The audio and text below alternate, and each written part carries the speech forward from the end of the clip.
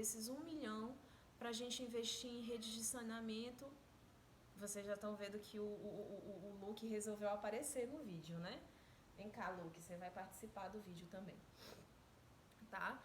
1 milhão investidos em saúde profilática, em saúde familiar, por exemplo. Tá? Então, isso é um debate que o utilitarismo ele vai tratar dentro da teoria da justiça. Só que, posteriormente, a gente vai avaliar também outros pensadores. Tá? Talvez a aula mais difícil que a gente tenha vai ser a aula sobre John Rawls. Por quê? Porque Rawls ele vai refinar o máximo possível o argumento liberal de distribuição de recursos, tá? Só que ele vai fazer isso a partir das críticas ao utilitarismo. Então, a gente já tem que compreender que Rawls vai escrever muito tempo depois de John Stuart Mill e muito tempo depois do utilitarismo ser, na verdade, a base para a tomada de decisão, quando a gente fala de debate público, tá? E aí ele já vai pegar as críticas, por exemplo, que autores que trabalham com uma perspectiva marxista vão utilizar, tá? Nesse momento, o Rawls ele também vai ter Rawls já é século XX, né? Então, ele já vai vivenciar um momento completamente diferente do capitalismo. Um momento pós-crise, né, da Bolsa de Valores de Nova York, um momento onde o Estado... Posso dar minha aula, moço? Um momento onde o Estado ele já vai ter outras funções, né? Um momento onde a gente vai ter a influência das demandas dos trabalhadores muito mais fortes do que quando John Stuart Mill ele redigiu os seus escritos sobre o utilitarismo. Então, a gente tem que entender que a crítica ao utilitarismo ela já vai vir em um outro momento, tá? Um outro momento histórico. Basicamente, o que Rawls vai propor dentro da teoria da justiça liberal é um processo de tomada de decisão que leve em consideração um mínimo que as pessoas elas precisam ter sem você ter as características delas como o foco principal. E essa é a ideia do véu de ignorância, né? Você não fazer essa distinção das pessoas. A gente começa o debate em Rawls aí, a gente não pode, de certa forma, fazer distinções. E quando a gente consegue essa equalização mínima, a gente começa a pensar em correção de desigualdades, tá? Então, por isso que é muito comum a gente ouvir que Rawls vai ser um liberal igualitário, tá? Ele vai inaugurar, portanto, todo um debate onde o liberalismo ele não mais acredita que o capitalismo é a única... Agora mesmo que vai estourar minha coceira no nariz.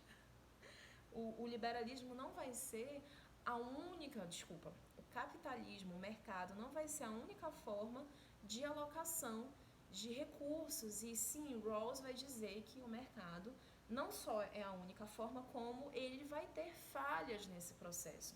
Por isso, o Estado deveria entrar como uma forma de corrigir essas falhas. E aí a gente faz um link, portanto, com Aristóteles. Percebam, Aristóteles começa falando de justiça distributiva a partir de uma perspectiva onde a gente vai ter a desigualdade tão somente entre o Estado e o cidadão, né? O governante, na verdade. E aí, Rawls vai dizer, olha, tudo bem, a gente tem essa relação de subordinação, mas os indivíduos entre si, eles também vão ser desiguais. Eu também vou ter desigualdades que vão atingir os indivíduos e o Estado ele não pode ser silente quanto a isso, né? Por exemplo, você ter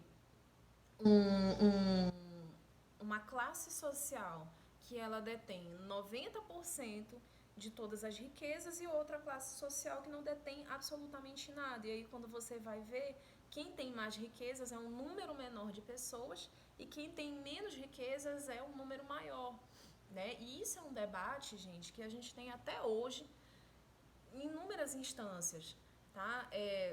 Dentro do judiciário, isso é um debate muito forte quando a gente fala, por exemplo, de justiça tributária, tá? Do fato de que quem tem mais, quem ganha mais, vai ter que contribuir com mais, querendo ou não, tá? Quando a gente tem esse debate a partir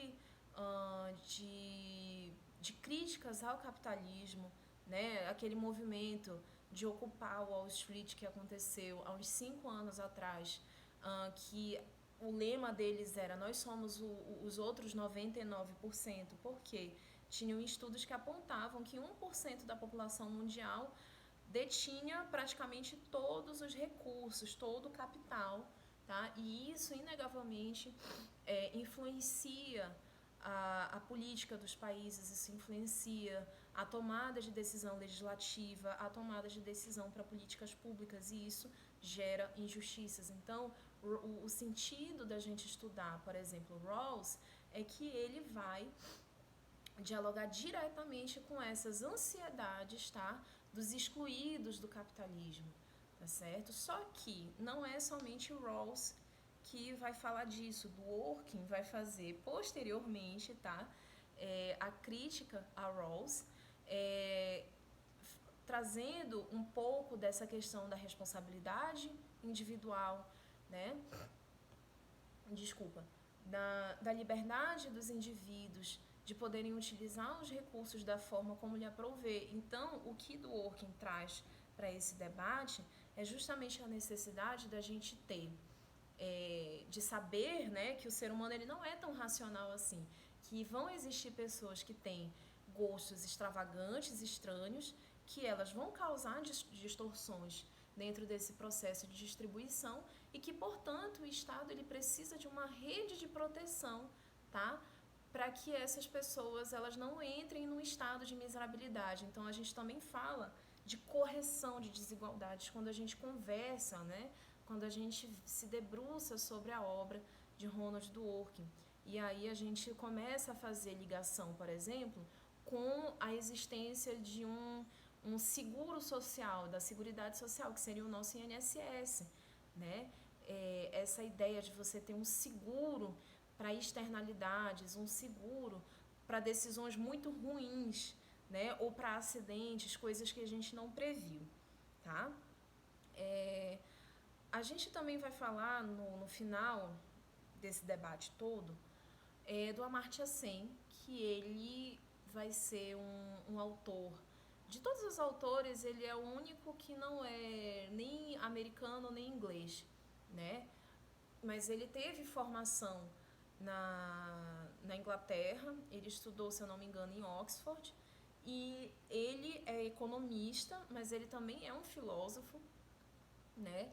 E ele é indiano, então Amartya Sen ele vai ser extremamente útil para a nossa discussão, porque nós somos um país subdesenvolvido, né, como a Índia também é, cheio de desigualdades, e o que o Amartya Sen vai trabalhar em face de toda essa discussão, ele vai dizer, ok, olha, vocês estão propondo diversos modelos muito bonitos para a gente fazer a distribuição, mas são modelos ideais. A gente não está trabalhando com a realidade nua e crua do jeito que ela é. E aí, Amartya Sen, ele vai estabelecer a sua justiça a partir não de uma justiça dos anjos, uma justiça ideal, mas de uma justiça prática, tá? Ai, gente, esse negócio de dar aula com o gato do lado é muito complicado.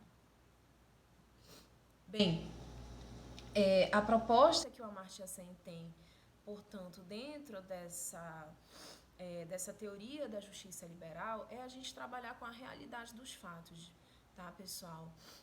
Qual é a realidade dos fatos? As desigualdades, elas existem e elas impedem as pessoas de usufruir não somente de bens, mas também de direitos e deveres. Então, assim, na minha humilde opinião, o Amartya Sen, de todos esses autores, ele é o que consegue atingir um ponto mais relevante dentro da teoria da justiça, porque ele não está analisando só um processo de distribuição de bens, ele está analisando também como as